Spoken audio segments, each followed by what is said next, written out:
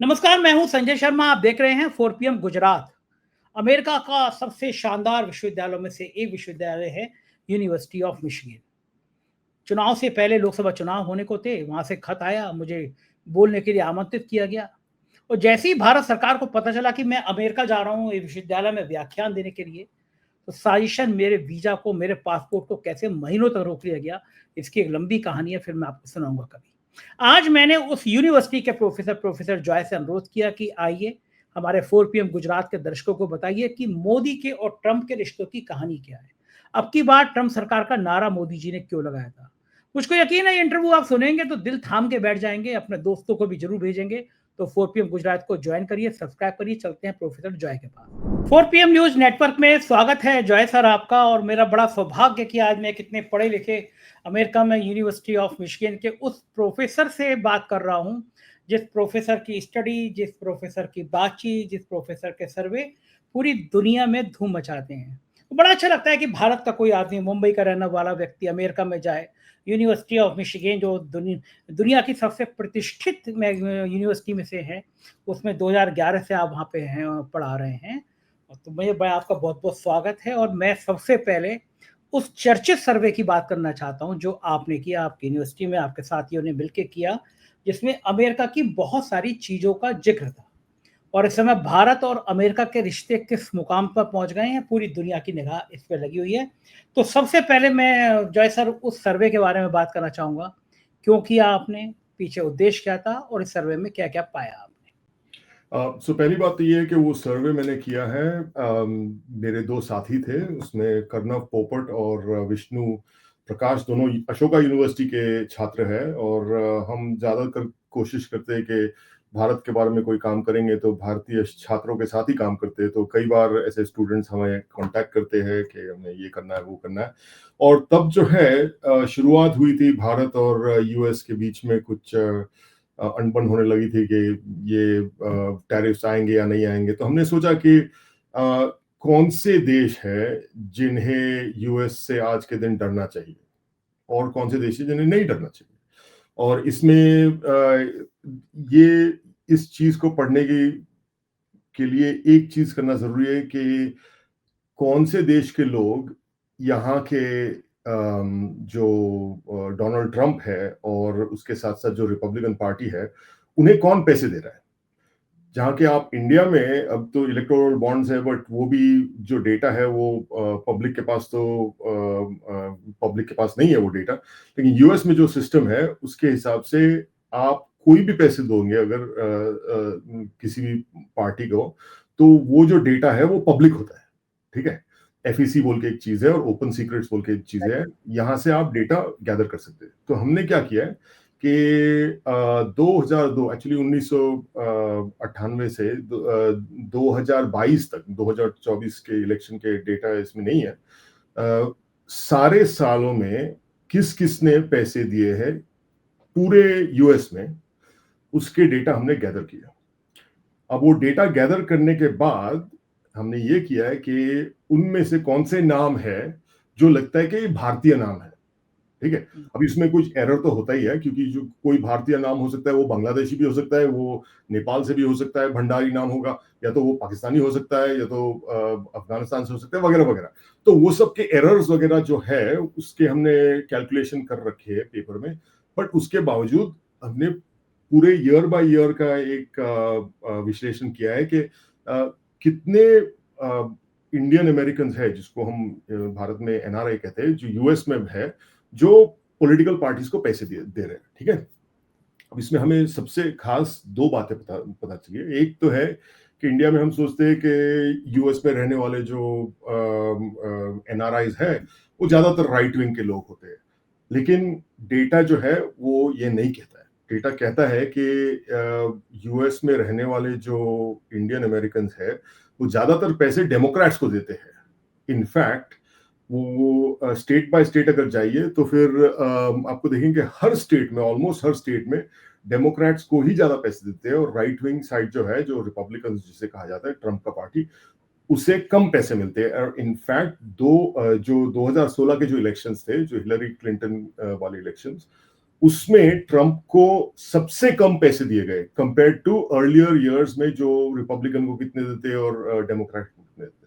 तो एक तरफ से अगर आप देखने जाए तो अगर ट्रंप ऐसा आदमी है जो बदला लेता है, खैर जो भी आप सोचना चाहते हैं, तो इस हिसाब से उसको सबसे बड़ा थप्पड़ तो इंडियन अमेरिकन कम्युनिटी ने ही दिया है 2016 में कि उन्होंने पैसे नहीं दिए उनको, और ये ट्रंप याद रखता है। तो एक तरफ से देखने जाए तो ट्रंप सबसे ज्यादा किस देश को फेवर करता है, वो तो इजराइल ही है, क्यों, और इजरायली अमेरिकन जो है वो ज्यादातर पैसे ट्रंप के सब पार्टी को ही देते हैं इस वक्त। हाँ, पहले वो ज्यादा बाइडेन साइड में दिया करते थे और डेमोक्रेट साइड में दिया करते थे। तो ये स्टडी हमने किया है, सारे नाम लिए हैं, और नाम से हमने ये पता है कि ये नाम अभी संजय शर्मा नाम है, समझ लीजिए, तो संजय शर्मा नाम लगता है इंडियन होगा, तो वैसे वो एक एक नाम को देख देख के, ये तो मिलियंस ऑफ नेम्स है, तो वो हम लोग ने मशीन लर्निंग अप्रोचेस यूज करके वो कंप्यूटेशनली वो नाम एक्सट्रैक्ट किए और उसका स्टैटिस्टिक्स निकाला। अच्छा, ये जो ऐसा बड़ा हैरानी करने वाली बात है, क्योंकि सामान्य दुनिया में ये धारणा थी कि जो पैसा है वो ज्यादातर ट्रम्प की पार्टी को मिला होगा। ये सामान्य धारणा थी। भारत में रहने वाले अगर किसी भी व्यक्ति से पूछेंगे तो उसके दिमाग में, उसके जहन में यही बात आएगी। तो आपको क्या लगता है कि ये चेंज क्यों हुआ होगा? अमेरिकन लोग किस वजह से नहीं दिए होंगे, या क्या एनआरआई के मन में क्या भाव आया होगा? नहीं, मैं क्या कहने की कोशिश कर रहा हूं कि एनआरआई शुरू से ही ट्रंप के पार्टी को पैसे नहीं दे रहा है। शुरू से नहीं देते? शुरू से ही नहीं दे रहा है। ज्यादातर एनआरआई जो है वो डेमोक्रेट्स को ही पैसा देते हैं, और इसका आप वजह क्या है? हाँ, वजह क्या है इसकी, क्यों देते हैं हाँ, हम? इसकी वजह तो ये होगी कि ज्यादातर जो गोरे लोग हैं यहाँ के, वो ज्यादा रिपब्लिकन्स को पैसे देते हैं।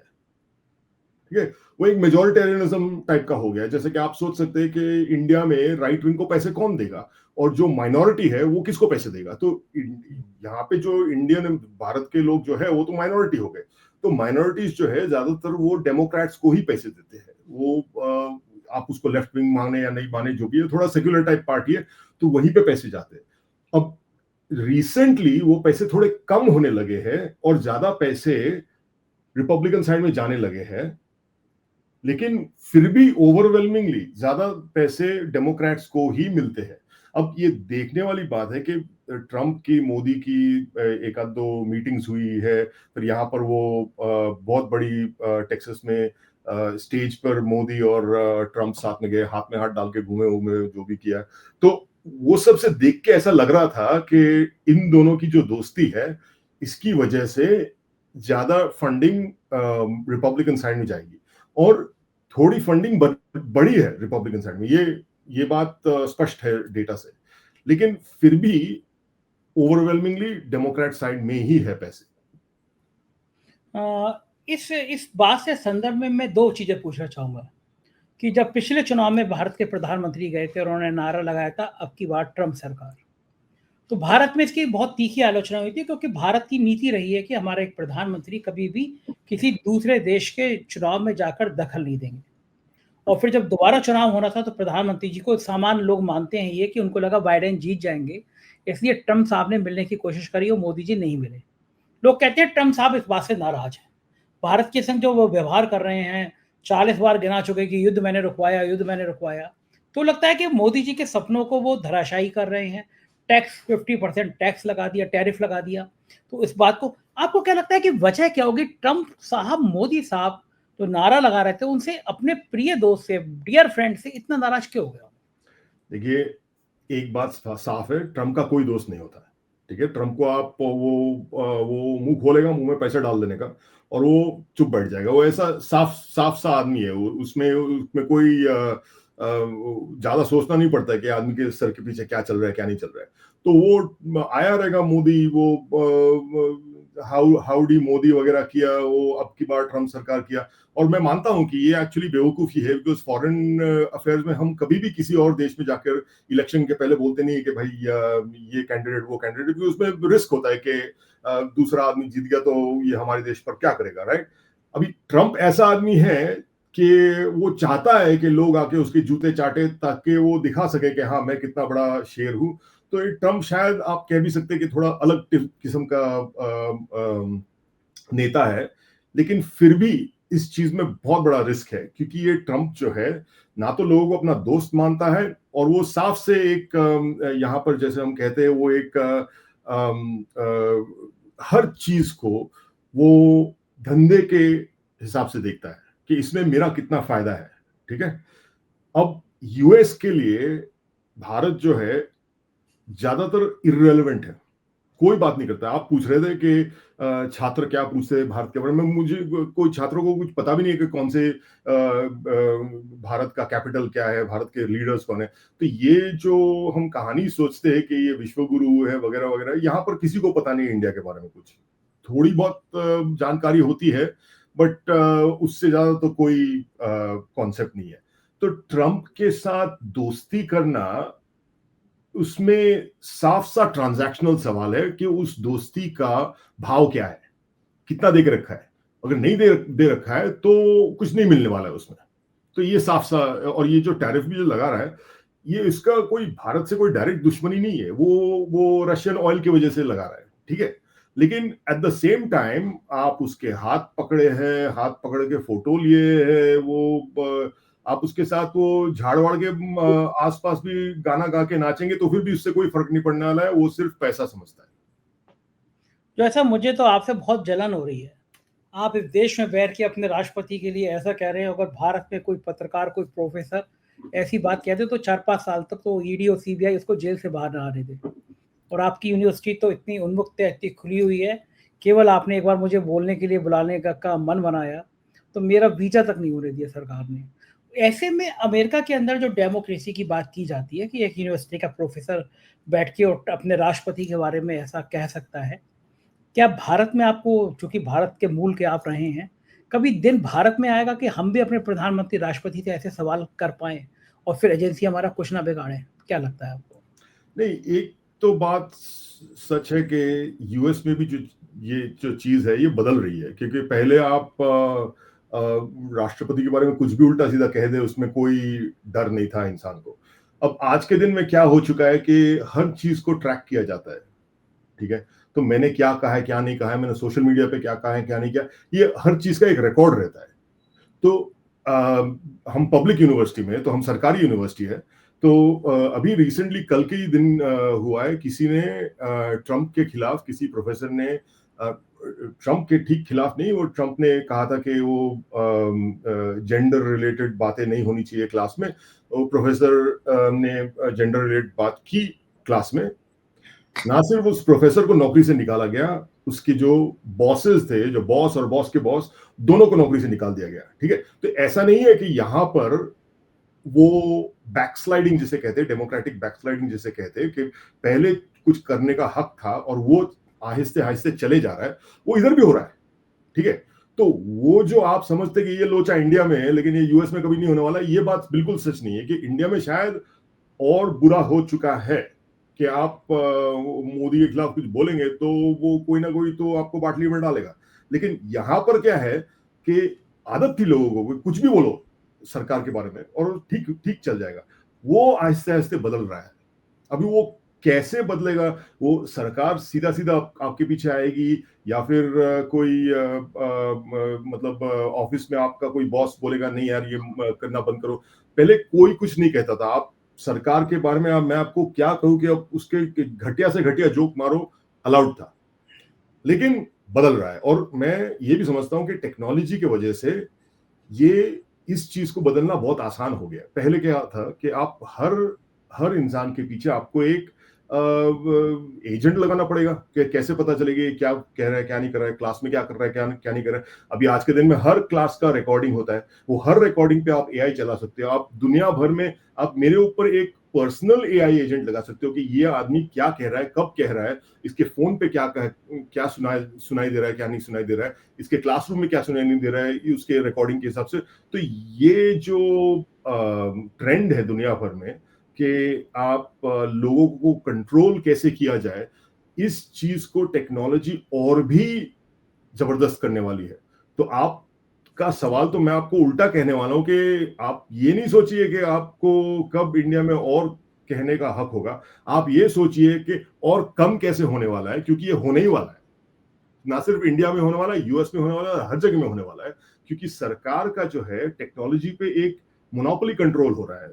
और ये जो आप ट्रंप जब आया सरकार में, तो आप उसके पीछे चूहे की तरह सब खड़े थे। वो फेसबुक का, माइक्रोसॉफ्ट का, गूगल का, सारे के सारे सलामी देने के लिए खड़े थे। ये तो कभी नहीं हुआ है पहले। तो जो जो सब बोल रहे कि देख भाई, तू शेर बन चुका है, हम यहाँ के चूहे हैं, हम तुम्हारे पीछे जो बोलोगे करने को तैयार है। तो उसके जो डेटा है वो अगर सरकार के पास आ सकती है, तो वो क्यों नहीं वो सिटीजन के खिलाफ इस्तेमाल करेंगे।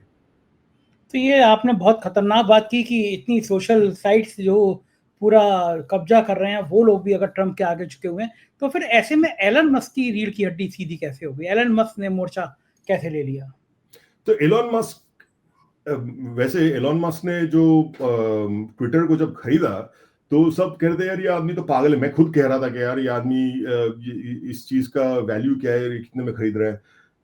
लेकिन क्या हुआ है कि वो ट्विटर के वजह से, वो जो एक्स हो गया, एक्स के वजह से वो एक उसने एक पॉलिटिकल पूरा जो मीडिया है खरीद लिया। तो जो भी उस प्लेटफॉर्म पे है उसके ऊपर वो एक अलग किस्म का पावर इस्तेमाल कर सकता है, क्योंकि लोगों को वो जो कहता है वो सबसे बड़ा सत्य लगता है। तो एलॉन मस्क एक ही बार झुका है, आप देखने जाए तो। जब ये हमास और फिलिस्तीन का, जब इसराइल और फिलिस्तीन का जब मारपीट शुरू हुआ था, तब एलॉन मस्क ने कुछ ऐसा उल्टा सीधा कह दिया, ये इसराइल क्या कर रहा है, क्या कर रहा है। उसके ठीक हफ्ते भर बाद वो गया इसराइल में, टोपी पहन के खड़ा रहा वो वेलिंग वॉल के सामने, और एक तरह से वो माफी मांग ली उसने। तो ये जो कह रहे हैं कि ये इलॉन मस्क किसी के लिए माफी नहीं मांग रहे, ये भी बात गलत है। कि वहां पे जाके वो भी एकदम थोड़ा ठंडा, उसके ऊपर ठंडा पानी गिरा है उसके ऊपर। लेकिन एक आदमी जिसका आज के दिन में नेट वर्थ, वो जो जो मोस्ट रिसेंट बोर्ड डिसीजन हो रहा है टेस्ला में, उसका $1 ट्रिलियन डॉलर्स का उसका कॉम्पनसेशन होने वाला है। कि जिसके पास इतने पैसे हैं वो तो कुछ भी कर सकता है दुनिया में। और ये जो पूंजीवादी है, वो जो भी है बिजनेस, जो बड़े बड़े टेक के सीईओज है, उसका जो इनकम है और उसका जो पावर है सोसाइटी में, वो बढ़ते ही जा रहा है। ऐसा नहीं है कि आप 4 PM न्यूज यूट्यूब पे बोल रहे हैं, आपके इतने सारे फॉलोअर्स है तो आप दुनिया को बदल पा रहे। आप दुनिया को जो बदल पा रहे हैं वो एक अलग लेयर की दुनिया है, वो सामान्य इंसान की दुनिया है। और वो जो सामान्य इंसान है उसका कंपेयर टू जो टेक बिलियनर्स है, या जो भी टॉप 1% जिसे कहा जाता है, उसके हिसाब से तो उसका वैल्यू बहुत कम होते जा रहा है। तो इलॉन मस्क अगर कुछ ट्रंप के खिलाफ भी कह दे तो उसके लिए खतरा है, मैं मानता हूं। लेकिन फिर भी उसके पास आज के दिन में इतना पावर है कि आपको सोचना पड़ेगा कि आज के दिन में अगर मुकेश अंबानी खुलेआम मोदी के खिलाफ जाए, तो क्या उसको महीने 2 महीने में उसको चींटी की तरह मसल देंगे? ये तो आसान नहीं है, क्योंकि वो उसके पास भी पावर है। ऐसा नहीं कि दुनिया में सारा पावर एक जन के पास है। तो यही मैं कहूंगा कि इलॉन मस्क इसीलिए जो चाहे कह सकता है। और वो शुरू में तो थोड़े बहुत सोच समझ के कहा था, आज के दिन में तो कुछ भी कहता है, जो उसके मन में आता है कह देता है, और लोग सुनने वाले हैं उतने तो। देखो ठीक है ना, आपने अंबानी का जिक्र किया तो मुकेश अंबानी की और ट्रंप की दोस्ती की चर्चा भारत में बहुत हुई, लेकिन वो चर्चा शायद अंबानी के साम्राज्य को दुख पहुंचा गई, क्योंकि उनके बेटे के, हालांकि सुप्रीम कोर्ट के आदेश के बाद हुई, लेकिन उनके बेटे का ड्रीम प्रोजेक्ट वनतारा के खिलाफ जांच शुरू हो गई। नीता अंबानी का बहुत आइडियल प्रोजेक्ट एक न्यूयॉर्क में लॉन्च होने वाला था। अजय अतुल बहुत शानदार संगीतकार हैं, उसकी प्रस्तुति दे रहे थे। अचानक रहस्यमय तरीके से नीता अंबानी ने वो प्रोग्राम कैंसिल कर दिया।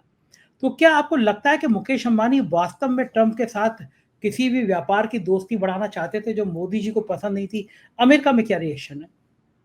नहीं, अमेरिका में तो इसके बारे में कोई रिएक्शन नहीं है। अभी ये आप अंबानी जैसे लोगों की बात करेंगे तो अमेरिका में सिर्फ एक बार उसका न्यूज आएगा, और वो तब आएगा जब उसके परिवार में से कोई शादी करेगा, और वो शादी में वो 10,000 लोगों को बुलाएगा, फ्लाइट वाइट प्राइवेट जेट वेट में, क्योंकि तो दिखाना चाहते हैं तो देखो तो यहाँ पे क्या क्या अजीब अजीब चीजें होती है, वहां पे महल में शादी वादी कर रहा है। तो उसके सिवाय यूएस पब्लिक को अंबानी फैमिली में कोई इंटरेस्ट नहीं है, ना तो मैं उनकी, खबरें फैमिली में कोई इंटरेस्ट नहीं है, ना तो मैं उनकी खबरें तो आती रहती है वो बिजनेस न्यूज में, लेकिन वैसे उनका ना ही अभी वो उसका ट्रम्प के साथ क्या इंडिविजुअल उसका वास्तविक रिलेशनशिप है ये तो मुझे पता नहीं है, लेकिन मेरे को नहीं लगता है कि वो कोई इतना कोई भारी न्यूज में इतना कोई भारी है।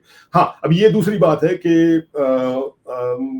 कॉन्सुलेट या एम्बसी इसका कोई इन्वॉल्वमेंट है इसमें कि जब नीता अंबानी जैसी कोई wealthiest, one of the wealthiest families in the world, वैसे लोग अगर न्यूयॉर्क में इवेंट करने वाले हैं तो डेफिनेटली एम्बसीज वगैरह इसमें इन्वॉल्व होंगी।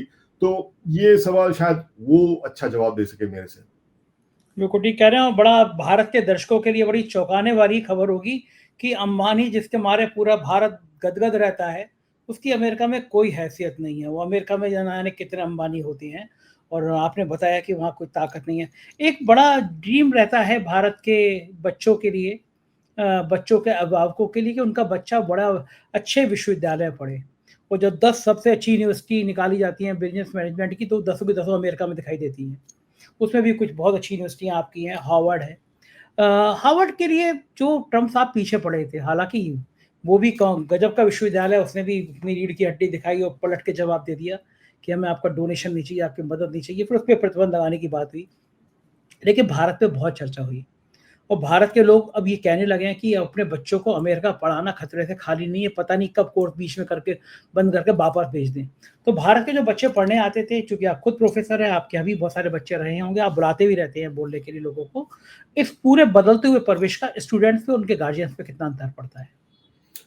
अच्छा, ये अब मैं अगर आपको ये कहूंगा कि भारत के जो छात्र है वो यूएस में ना आए, तो मैं अपने खुद के पेट पे लात मार रहा हूँ, क्योंकि हमारे जो यहाँ पे यूनिवर्सिटी सिस्टम है, तो इसमें तो आज के दिन में इंटरनेशनल स्टूडेंट्स पे इतने डिपेंडेंट है हम, कि अगर इंटरनेशनल स्टूडेंट्स खत्म हो गए यहाँ पे आना, तो उससे हमारा पूरा रेवेन्यू मॉडल डब्बे में जाएगा। तो अपने को मालूम नहीं है कि ये कितने देर चला पाएंगे।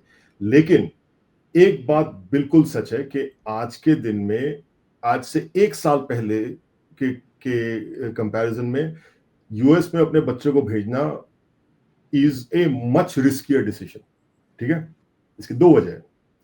एक तो है कि ये जो सरकार है, ये सरकार चाहती है कि यूनिवर्सिटीज डूब जाए, और इसकी क्या वजह है, इसके बारे में और मैं बात कर सकता हूँ। इंटेलेक्चुअल्स के खिलाफ हमेशा जो फार राइट के लोग हैं, उसके हमेशा वो इंटेलेक्चुअल्स को दबाना चाहते हैं, और वो यूनिवर्सिटी सिस्टम को अगर आप खत्म कर दोगे तो उससे उनका ही फायदा होगा, राइट। तो फिर आप किसी भी आंडू पांडू को डाल दो ब्यूरो ऑफ लेबर स्टेटिस्टिक्स को चलाने में, तो वो आपको वही स्टेटिस्टिक्स देगा जो आपका सरकार दिखाना चाहती है, और ये भारत में भी शायद हो चुका होगा। ठीक है, तो आप गधों को डाल दो सरकार चलाने में। और पहले क्या होता था कि जब भी कोई नई सरकार आती थी, डेमोक्रेट हो या रिपब्लिकन्स, वो यूनिवर्सिटी से ही एक्सपर्ट्स को लेके लाती थी वॉशिंगटन डीसी, और वही एक्सपर्ट्स अभी जिस भी काम में कोई एक्सपर्टीज का जरूरत है, स्टेटिस्टिक्स का जरूरत है, उसके लिए वो यूनिवर्सिटी से ही लोगों को लाया करती थी। ठीक है, ये यूएस का सिस्टम इंडिया के सिस्टम जैसा नहीं है कि आईएएस ऑफिसर होता है परमानेंट। वहां पर सिस्टम है कि जब कोई सरकार आती है तो उस सरकार के अलाइनमेंट वाले जो प्रोफेसर्स वगैरह है, उनको वॉशिंगटन डीसी लाया जाता है और डिपार्टमेंट्स का चार्ज उन्हें दिया जाता है। फिर अगली सरकार आती है तो उसके तो रिपब्लिकन्स के कुछ प्रोफेसर्स हैं, कुछ डेमोक्रेट्स के प्रोफेसर, यही चलाया जाता था। लेकिन ट्रम्प जब से आया है तो ये प्रोफेसर्स वगैरह तो जाते ही नहीं है वहां पर, क्योंकि वो इतने अतरंगी बातें करता है और इतने नॉन साइंटिफिक बातें करता है कि प्रोफेसर्स नहीं चाहते कि उससे उसका कोई कनेक्शन रहे। तो यूनिवर्सिटीज को दबाने में ट्रम्प का एक बहुत डायरेक्ट वैल्यू है, और इसीलिए वो सारे के सारे यूनिवर्सिटीज को दबाना चाहता है। अभी उसके पीछे वो वजह तो कई दिखा रहा है कि हाँ, ये आप लोग इजराइल को नहीं सपोर्ट करते, इसीलिए आपको दबाया जा रहा है वगैरह वगैरह। लेकिन the broader thing is that ये प्रोफेसर्स को दबाना ही एक डिक्टेटर के काम लगता है। अब ना इंडियंस के बारे में, जो इंडियन स्टूडेंट्स, जो छात्र यहाँ पे आ रहे हैं, इसमें मैं मानता हूं कि एक तो बात है कि यहाँ का वीजाज वगैरह का सिस्टम बहुत मुश्किल हो चुका है, ये तो आप खुद देख चुके हैं। दूसरी बात है कि वीजास के बाद भी जो जो स्टूडेंट्स आते थे, खासकर जो मास्टर्स पीएचडी वगैरह करने के लिए आते थे, उनके मन में क्या था कि इसमें मेरे कितने खर्च होंगे, समझ लीजिए करोड़ 2 करोड़ खर्च होंगे, कितने साल लगेंगे मुझे वो कमाने के लिए, ठीक है, 2 साल 6 साल जो भी है। अभी उसके कुछ 1 आध 2 साल पहले तो बाइडन के टाइम तक मुश्किल था, लेकिन वीजा मिल जाता था। तो कई स्टूडेंट्स थे जो ठीक है आते थे, 2 साल मास्टर्स कर लेते थे, फिर उसके 3-4 साल जो वीजा के साथ जो मास्टर्स डिग्री है उसके साथ 2-3 साल का एक ट्रेनिंग पीरियड फ्री है, उतने साल आप काम कर सकते, उसमें ज्यादातर पैसा बन जाता था और लोग शायद कुछ वापस जाते थे, कोई और आगे वीजा ले लेता था। अब वो जो सिस्टम है और मुश्किल से मुश्किल होते जा रहा है। यूएस अभी नया सिस्टम लगाने वाला है कि इतने सालों में आपको वापस जाना है, ठीक है। अब अगर ऐसा हो गया तो फिर सिर्फ वो लोग पैसे स्टूडेंट्स को भेजेंगे जिसके पास इतने पैसे कि तू जा भाई, मेरा बेटा है, तू दुनिया देख और हवे में उड़ा पैसे और फिर वापस आ जा, अपने घर का अच्छा धंधा चल रहा है। तो वो जो पुराने जो स्टूडेंट्स थे जो इंजीनियरिंग वगैरह से आए, उसको टेक सेक्टर में काम करना है, उनके लिए इसमें अब वैल्यू कम होते जा रहा है। तो मैं खुद कह रहा हूं कि आप लोग मेरे पेट पे लात मारो, लेकिन आपके लिए ये डिसीजन आज के दिन में आपको बहुत सोचना है कि ये इतने सारे जो पैसे मैं डालने वाला हूं इसका मुझे रिटर्न मिलने वाला है कि नहीं। लाइफ एक्सपीरियंस है इसमें कि मैं सच में मानता हूं कि जिसके पास अगर पैसे है तो दुनिया देखने में बहुत बड़ा वैल्यू है, किसी और देश में रहने में, उसके एजुकेशनल सिस्टम में। मैं इंडिया में पढ़ चुका हूं, फिर उसके बाद मैं यूएस में पढ़ा हूं, और इंडिया में पढ़ने का और यूएस में पढ़ने का मतलब जमीन आसमान का फर्क है in terms of the quality of education, उसका जो ब्रेड्थ है वगैरह वगैरह। मैं सच में मानता हूं कि ये बहुत अच्छा एजुकेशनल सिस्टम है, लेकिन वैल्यू आज के दिन में, और मैंने तो आपको सिर्फ वीजा की बात की है, एआई की अगर बात करने जाए कि उसकी वजह से कौन सी नौकरियां जा रही है, तो सॉफ्टवेयर इंजीनियरिंग करने का काम तो बहुत बड़ी बेवकूफी की काम है आज के दिन में, अगर आप उस करियर में जाना चाहते हैं। तो ज्यादातर जो स्टूडेंट्स यहाँ पे आ रहे थे वो तो इंजीनियरिंग के स्टूडेंट्स थे, वो क्यों आएंगे अब? क्योंकि वो उसके बाद वो डिग्री में 2 करोड़ डुबा दिए, अभी वो कहां से मिलने वाले तुमको वापस? बहुत जन को मिलने वाला है वापस, लेकिन वो सिर्फ एक सब सेक्शन को मिलेगा, सबको तो नहीं मिलने वाला है। तो ये स्टूडेंट्स का जो ड्रॉप है ये हम ऑलरेडी देखने लगे हैं, एंड प्रिडिक्शन है कि और भी ड्रॉप होने वाला है। तो मेरा मानना है कि आज से आप अगर 10 साल आगे की बात सोचे, कौन अपने स्टूडेंट्स को, अपने बच्चों को ऐसे बड़े बड़े यूनिवर्सिटीज में भेजेंगे? वो तो सिर्फ सबसे बड़े जो पूंजीवादी है वही भेजेंगे अपने बच्चों को, और प्रोफेसर उनके लिए नाच गाने का काम करने वाले हैं, क्योंकि जो सब पढ़ने लिखने का जो काम है वो तो आपको हर चीज का कोर्स आपको यूट्यूब पे मिल जाएगा। तो मेरा क्या काम है? मेरा काम है वहां पर खड़े रह के इनके लिए एक किस्म का वही चीज आपको थोड़ा एक कॉमेडी शो के हिसाब से आपको दिखाऊं, ताकि आपको मजा आए वो पढ़ने लिखने में।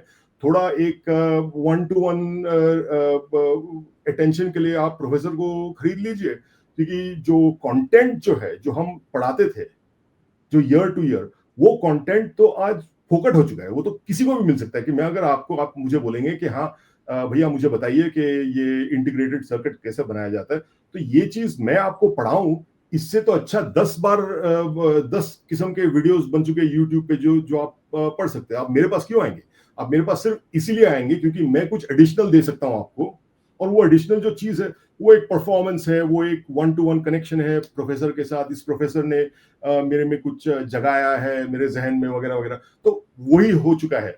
और फ्यूचर ऑफ एजुकेशन मुझे भी लग रहा है कि वो वहीं पे जा रहा है। बहुत बहुत रोचक और बड़ी खतरनाक बात कही आपने जो है साहब, किसी ने इस परिपेक्ष में कभी सोचा नहीं था।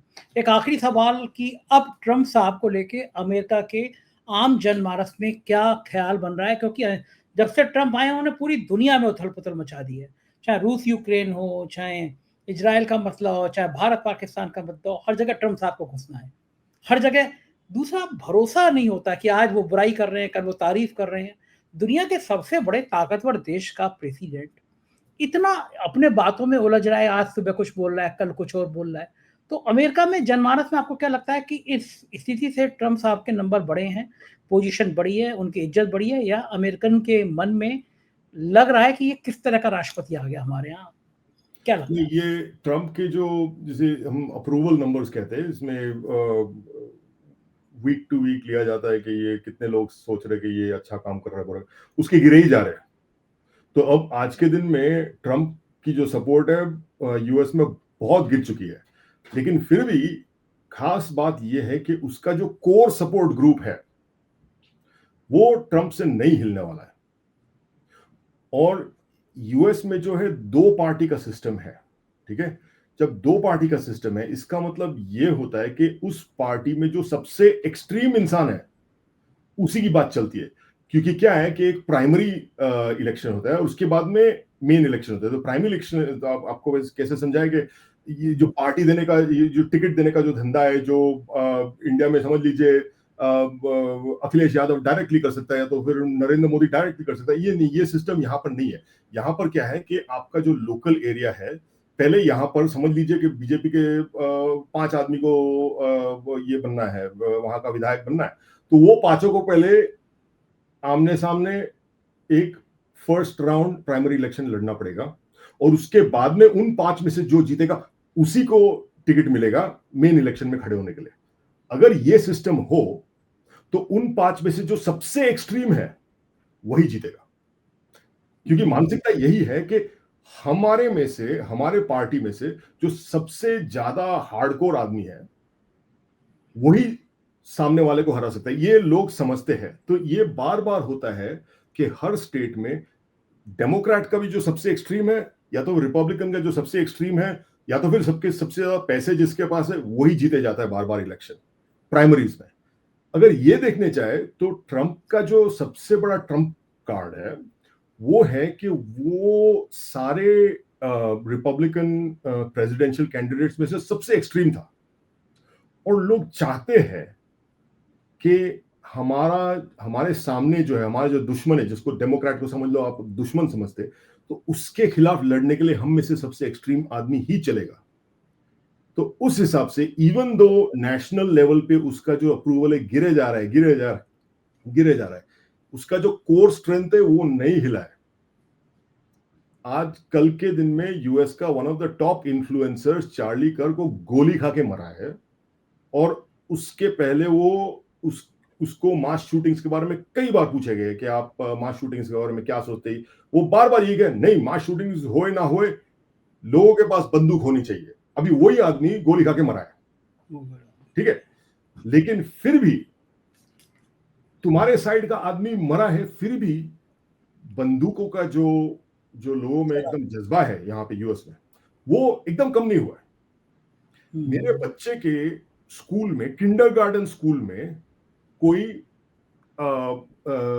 पार्किंग लॉट में बंदूक खोकर चला गया।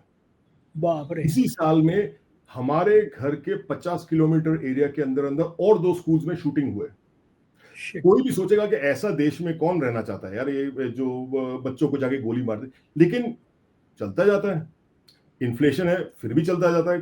ट्रंप का पॉपुलैरिटी गिर रहा है, लेकिन मुझे नहीं लगता है कि अगले इलेक्शन में तब तक क्या होगा क्या नहीं होगा कहना बहुत मुश्किल है, लेकिन कुछ भी हो सकता है, वो वापस आ सकता है, और सुप्रीम कोर्ट भी अभी उसके जेब में, तो कहना मुश्किल है। बिल्कुल ठीक बात है, और बहुत बहुत शुक्रिया जॉय साहब, आपसे बात करके मुझे बहुत अच्छा लगा, बहुत मजा आया। थैंक यू सर, बहुत बहुत शुक्रिया। ये तो प्रोफेसर जॉय, पूरी बातचीत आपने सुनी। यकीन है ये इंटरव्यू आपके दिल को छू गया होगा, और आपका इंतजार है, मुझे कमेंट का करिएगा जरूर। शुक्रिया, थैंक यू।